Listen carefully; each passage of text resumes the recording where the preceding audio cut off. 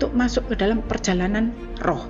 Ketika hidup untuk roh dan bagi roh, yang mati itu yang di dalam, yaitu citra, rasa, dan selera hidup di dalam hal mengimani sesuatu sudah tidak lagi, mengharapkan sesuatu sudah tidak lagi, mengasihi sesuatu sudah tidak lagi, supaya terputus dari magnet bumi ini, meskipun yang terlihat itu normal dan seperti wajar-wajar saja. Mulanya di dalam Allah itu tiada setitik pun kegelapan, sebab Dia itu terang benderang.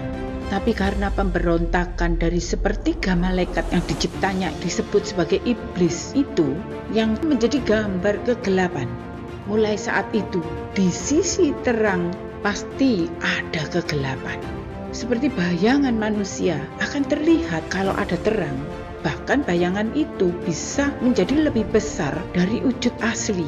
Sehingga endingnya nanti kalau Roh Kudus datang ke bumi ini, maka iblis bayangan gelap itu akan terbongkar. Itu sudah pasti. Mari kita telusuri garis besarnya lebih dulu. Nah, waktu manusia dan alam semesta, semua yang dicipta melalui sabdanya itu yang mengatakan semuanya itu baik adanya. Semuanya itu. Tetapi menjadi nyata benih yang ada pada manusia itu yang lebih kuat berbuah kejahatannya. Ada Kain, maka Habil itu jadi korbannya. Nah, jahat itu lebih menang, jadi melawan sabdanya. Tentang awal mula terjadinya perjanjian yang pertama bagi mereka yang dinilai hidup di hadapan Allah. Perjanjian Allah itu kepada Nuh. Semua makhluk yang hidup dinilai menjadi sangat berharga oleh Allah. Kemudian diberinya tanda dengan busur pelangi. Baca Kejadian 9 ayat 21 sampai 25. Setelah ia minum anggur, mabuklah ia, dan ia telanjang dalam kemahnya. Maka Ham, bapa Kanaan itu melihat aurat ayahnya, lalu diceritakannya kepada kedua saudaranya di luar. Sesudah itu Sem dan Yafet mengambil sehelai kain dan membentangkannya pada bahu mereka berdua. Lalu mereka berjalan mundur. Mereka menutupi aurat ayahnya sambil berpaling muka, sehingga mereka tidak melihat aurat ayahnya. Setelah Nuh sadar dari mabuknya dan mendengar apa yang dilakukan anak bungsunya kepadanya, berkatalah ia, "Terkutuklah Kanaan. Hendaklah ia menjadi hamba yang paling hina bagi saudara-saudaranya." Tapi dari tanah di bumi yang baru saja diberkati dan dinyatakan arti hidup manusia ini berguna bagi Tuhan, telah hidup pula suara kutuk Nuh kepada Ham. Jadi sejak di zaman Nuh, sepertiganya di bumi ini sudah terkutuk. Waktu manusia dikerjakan keselamatan agar supaya bisa merasakan untuk melihat betapa berharganya arti hidupnya itu di hadapan Allah dan bagi Allah. Ternyata berbeda dengan yang dipandang oleh manusia, lebih menghargai image-nya, kewibawaannya daripada arti hidupnya. Nah, dari sini sudah ada clash dengan Allah, cara manusia memandang. Bahkan kemudian ketika karena terjadi iman di bumi ini, melalui Bapak Abraham, langit dan bumi pun terberkati. Ternyata semuanya yang diberkati tertuntut pula karena yang saleh dan beriman itu pun adalah manusia yang hidup di dalam darah dagingnya, bahkan berpijak pada magnet bumi, tanah yang terkutuk. Nah, sebagai saksi adalah Ayub. Dia keturunan Bapak Abraham yang menjaga hidupnya seperti Bapak Abraham, menerima berkat Bapak Abraham. Namun nyatanya daging dan darahnya diserahkan kepada kegelapan. Hanya jiwanya itu dalam kuasa Allah yang tidak boleh direnggut. Nah, Bapak Abraham pun tidak mampu menolong Ayub yang saleh dan yang baik sekalipun, karena saat itu manusia sudah ada di dalam kuasa maut, yaitu iblis, sejak dari Adam dan Hawa. Hanya Allah sendiri yang mampu menolong manusia. Jadi meskipun orang saleh, baik dan benar, seperti Ayub pun tidak mengenal, yang tidak kasat mata tidak bisa melihat orang beriman dan orang sesaleh Ayub. Bahkan sesaleh Bapak Abraham tidak akan bisa melihat, terlebih lagi untuk memahami bahwa di balik perkara ada kehidupan yang tidak kasat mata. Hanya akan bisa lolos dari ujian Allah dan percobaan iblis. Sehingga dengan firman yang dipahami secara gamblang, harus mengalahkan lebih dulu individualnya. Itu yang bisa menolong. Maka di sini sebelum mengosongkan diri sendiri, mengalahkan individual, jangan pernah menilai Allah, karena bayangan gelap itu sudah berpindah di sisi kehidupan manusia itu sendiri yang bisa memimpin menyerupai suara Allah. Baca Ayub 13 ayat 1-3. Ayub pasal 13. Ayub membela perkaranya di hadapan Allah. Sesungguhnya semuanya itu telah dilihat mataku, didengar dan dipahami telingaku. Apa yang kamu tahu, aku juga tahu. Aku tidak kalah dengan kamu. Tetapi aku hendak berbicara dengan Yang Maha Kuasa. Aku ingin membela perkaraku di hadapan Allah. Kemudian ayat 14-18. Dagingku akan kuambil dengan gigiku, dan nyawaku akan kutatang dalam genggamku. Lihatlah, ia hendak membunuh aku, tak ada harapan bagiku. Namun aku hendak membela perilakuku di hadapannya. Itulah yang menyelamatkan aku. Tetapi orang fasik tidak akan menghadap kepadanya. Dengarkanlah baik-baik perkataanku, perhatikanlah keteranganku. Ketahuilah, aku menyiapkan perkaraku.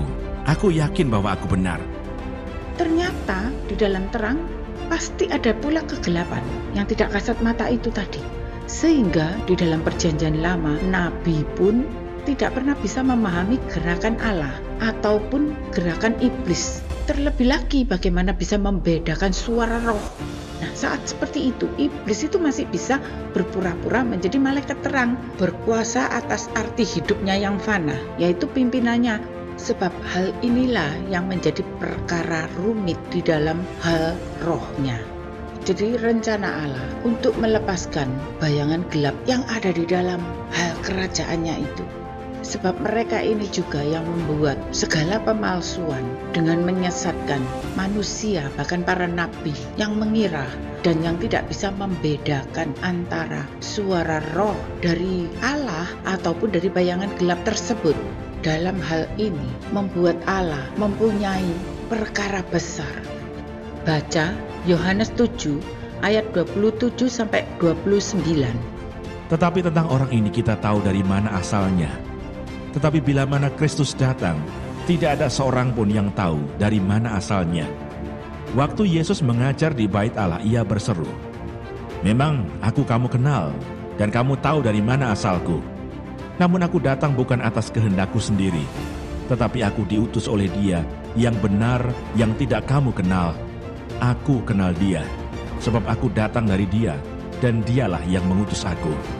Sesungguhnya bagi Allah segala perkara manusia itu kecil, karena semuanya sumbernya itu dari bayangan gelap tersebut, seperti percobaan padang gurun, sehingga mutlak harus digalakkan individualnya. Sebab hanya Yesus yang datangnya dari hati Allah sendiri, memahami apa yang dipikirkan dan yang di batinnya. Sehingga para malaikat dan para tua-tua itu pun tidak ada yang memahami selain Yesus, sebab itulah Yesus adalah Allah sendiri. Nah, terlebih lagi para nabi, para utusannya yang datangnya dari bumi ini. Nah, Musa pun ketika di padang gurun dalam kitab Kejadian 33, ternyata yang diminta Musa agar supaya Allah menunjukkan sinar kemuliaannya, sehingga yang dilihat Musa itu adalah bayangan gelapnya. Tapi Musa tidak memahami, hanya mampu menangkap sekelebat bayangan Allah. Waktu Allah mau menunjukkan dirinya, tentang Allah yang dipahami hanyalah aku adalah aku. Sedangkan yang turun justru perintah untuk menjalankan tuntutan melalui 10 hukum Taurat. Bukan untuk mengerjakan keselamatan terjadinya pengangkatan terhadap suara tuntutan dan kutuk dari bumi ini. Nah, untuk bisa membedakan suara roh tidak cukup dengan hanya sekelebat dan memahami aku adalah aku. Bahkan seperti Ayub, saat itu kan menganggap dirinya memahami dan sebagai orang saleh dan benar dan menjaga hidupnya. Baca Ayub 39 ayat 34-38. Ayub merendahkan diri di hadapan Allah. Maka jawab Tuhan kepada Ayub, "Apakah si pengecam hendak berbantah dengan Yang Maha Kuasa? Hendaklah yang mencela Allah menjawab." Maka jawab Ayub kepada Tuhan, "Sesungguhnya Aku ini terlalu hina. Jawab apakah yang dapat kuberikan kepadamu? Mulutku kututup dengan tangan. 1 kali aku berbicara, tetapi tidak akan kuulangi. Bahkan 2 kali, tetapi tidak akan kulanjutkan. Baca Ayub 40 ayat 1-4. Ayub pasal 40. Tuhan menantang Ayub. Maka dari dalam badai Tuhan menjawab Ayub, "Bersiaplah engkau sebagai laki-laki. Aku akan menanyai engkau, dan engkau memberitahu aku.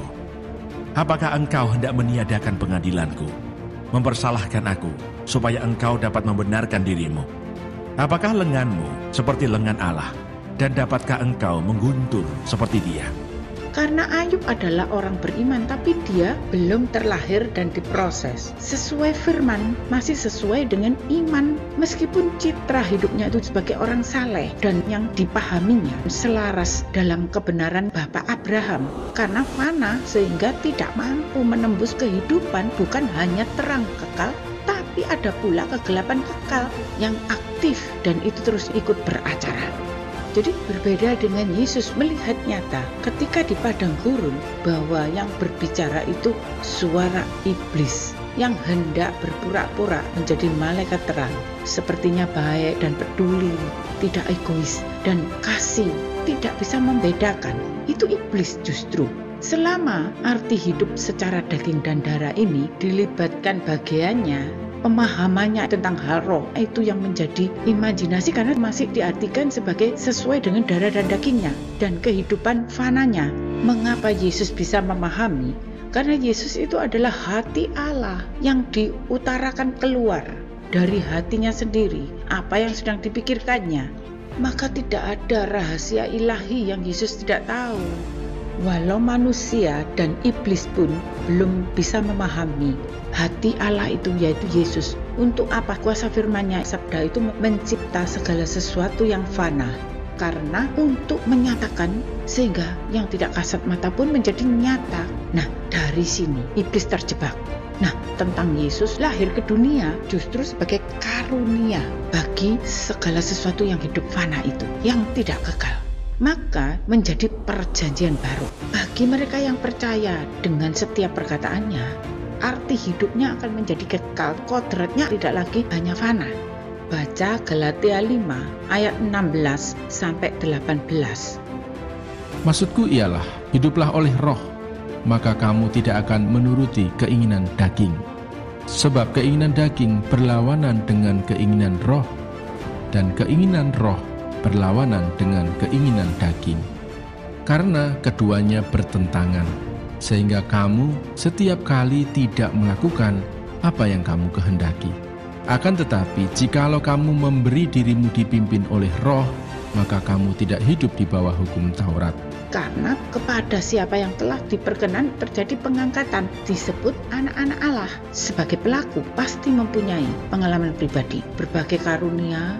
Mulainya itu terjadi tanda-tanda. Ada yang mengalami mujizat menjadi nyata.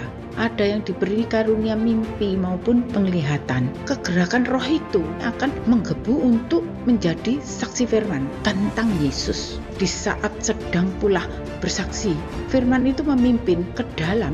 Nah, itu akan berbuah-buah untuk roh. Tidak dipetik hanya dimakan sendiri atau untuk dinikmati bersama-sama. Yang perlu dijaga di sini adalah ketulusan, supaya hanya kesucian nama Tuhan, yaitu nama Yesus yang dimuliakan, tidak untuk para nabi, para rasul, gembala, maupun agama yang dimuliakan. Baca Wahyu 1 ayat 17-20. Wahyu kepada Yohanes. Inilah wahyu Yesus Kristus yang dikaruniakan Allah kepadanya, supaya ditunjukkannya kepada hamba-hambanya apa yang harus segera terjadi. Ketika aku melihat dia, tersungkurlah aku di depan kakinya, sama seperti orang yang mati. Tetapi ia meletakkan tangan kanannya di atasku, lalu berkata, "Jangan takut, aku adalah yang awal dan yang akhir dan yang hidup. Aku telah mati, namun lihatlah, aku hidup sampai selama-lamanya, dan aku memegang segala kunci maut dan kerajaan maut. Karena itu, tuliskanlah apa yang telah kau lihat, baik yang terjadi sekarang maupun yang akan terjadi sesudah ini. Dan rahasia ketujuh bintang yang telah kau lihat pada tangan kananku, dan ketujuh kaki dian emas itu.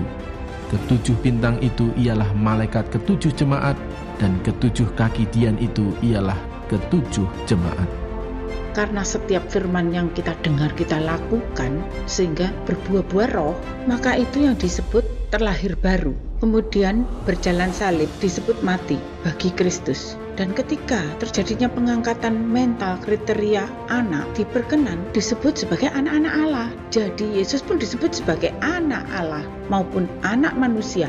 Kalau Yesus dari atas turun ke bawah disebut terlahir sebagai manusia, arti hidupnya fana, menang dari percobaan, disebut sebagai anak-anak Allah. Dari manusia, kemudian pengangkatan, dia kembali bertahta sebagai Roh Kudus. Maka Yesus berjanji untuk datang kembali tidak hanya memberikan karunia, namun ketika Yesus datang sebagai Roh Kudus memberikan anugerah kebangkitan bagi orang-orang yang ditentukan untuk menjadi manusia baru. Kebangkitan yang pertama, sekalipun Yesus mau disebut anak Allah, mau disebut anak manusia, yaitu kan hanya sebutan. Seperti kita disebut sebagai anak Allah, kita pun dulunya anak manusia. Masalahnya, sebelum umat Allah itu mengalami kebangkitan manusia baru, tapi sudah berani membahas tentang bagian-bagian di dalam hal kerajaannya, di dalam bagian Roh Kudus, Roh Sucinya, sehingga Yesus pun dikatakan sebagai bagian dari Allah Anak bagi hal kerajaan, berbeda dengan Allah Bapa. Karena cara pemikiran manusia yang terbatas menjadikan Yesus direndahkan dalam hal kealahannya. Nah, sampai di sini, apakah sudah selesai karya Allah? Meskipun terjadi pengangkatannya karena buah-buah roh, tapi perjalanan ke alam roh itu belum sempurna. Apabila telah mengalami hidup, tapi mati dari segala yang dulunya diimani. Nah, itu untuk masuk ke dalam perjalanan roh. Ketika hidup untuk roh dan bagi roh, yang mati itu yang di dalam, yaitu citra, rasa, dan selera hidup di dalam hal mengimani sesuatu sudah tidak lagi, mengharapkan sesuatu sudah tidak lagi, mengasihi sesuatu sudah tidak lagi, supaya terputus dari magnet bumi ini, meskipun yang terlihat itu normal dan seperti wajar-wajar saja. Sebab segala sesuatu yang ada di dalam itu untuk menjadi kasih sempurna kepada Allah sebagai Bapa, dan selama tubuh masih hidup untuk menjadi bait bagi Roh Suci, sehingga seperti hidup tapi mati. Karena kalau sudah masuk ke dalam perkara hal roh dan kasih itu tidak sempurna, maka dari sinilah dimulainya terjadi penyesatan dalam memahami segala sesuatu untuk berbagi, bahkan mengutamakan yang diimani, yang diharapkan, yang dikasihi. Ketika wahyu itu diterima, maka dalam pemahamannya yang menentukan benar atau salah dalam mengartikannya, sehingga ada banyak para nabi palsu. Nah, setelah diperkenan itu mutlak harus rela masuk hari perhentian Allah dan proses menjadi bait bagi Roh Kudus untuk memahami, kemudian ditentukan menjadi penyambung lidah bagi rohnya. Hidupnya itu oleh roh, mempunyai citra kehidupan sesuai dengan Yesus, putus dari magnet bumi. Lalu kalau kita bertanya, mengapa Tuhan kok repot-repot harus jadi manusia, kemudian harus mati dan kembali lagi ke surga? Bukankah dia itu Tuhan? Nah, sudah dikirim seluruh para nabinya dan umat pilihannya, tidak ada yang bisa menang terhadap iblis. Jadi Yesus harus mengalami kematiannya ke dunia maut untuk merebut kuncinya.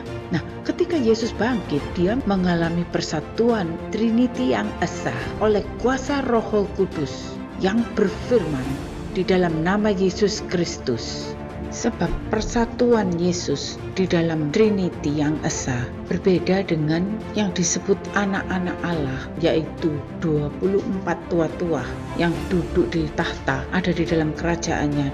Mereka itu adalah sebagai pemenang orang-orang yang sudah dimateraikan, dan mereka adalah orang-orang yang menjadi bait bagi Roh Kudus. Baca Wahyu 7 ayat 14 sampai 17. Orang-orang yang dimeteraikan dari bangsa Israel. Maka kataku kepadanya, Tuanku, Tuhan mengetahuinya. Lalu ia berkata kepadaku, mereka ini adalah orang-orang yang keluar dari kesusahan yang besar, dan mereka telah mencuci jubah mereka dan membuatnya putih di dalam darah anak domba. Karena itu mereka berdiri di hadapan tahta Allah dan melayani Dia siang malam di bait sucinya. Dan Ia yang duduk di atas tahta itu akan membentangkan kemahnya di atas mereka. Mereka tidak akan menderita lapar dan dahaga lagi, dan matahari atau panas terik tidak akan menimpa mereka lagi. Sebab anak domba yang di tengah-tengah tahta itu akan menggembalakan mereka dan akan menuntun mereka ke mata air kehidupan, dan Allah akan menghapus segala air mata dari mata mereka. Apabila sudah masuk ke dalam bagian bait ini, yang mati tapi hidup ditentukan menjadi bagi suara roh kebenaran hidupnya, akan membuat kerajaan maut itu gentar, sehingga langit dan bumi pun menjadi goncang. Namun demikian, kemenangan mereka itu berbeda dengan kemenangan Yesus yang masuk ke dalam alam maut sampai mati untuk merebut kunci dan membebaskan para tawanan yang menerima janji dan mempunyai tanda terlahir oleh air, namun tidak mengalami proses kebangkitannya, sehingga mereka menjadi tawanan dan perlu dibebaskan. Sehingga para tua-tua pun itu jadi tersungkur, salut dan kagum.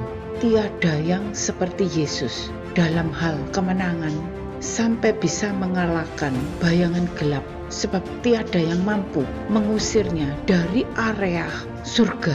Sebab Yesus tidak hanya menjadi pemenang dari alam maut, maupun menjadi pemenang bagi ciptaannya yang di bumi ini.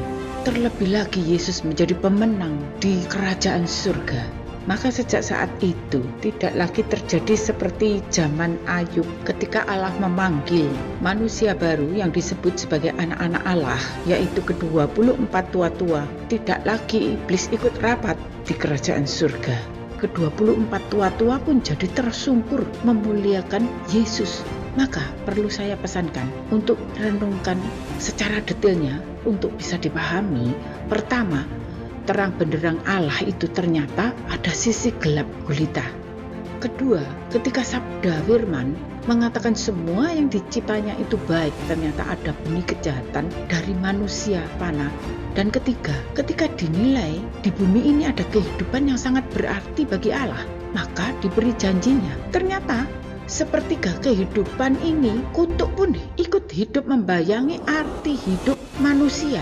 Karena manusia lebih menghargai image harga dirinya daripada berharga arti hidupnya bagi Allah.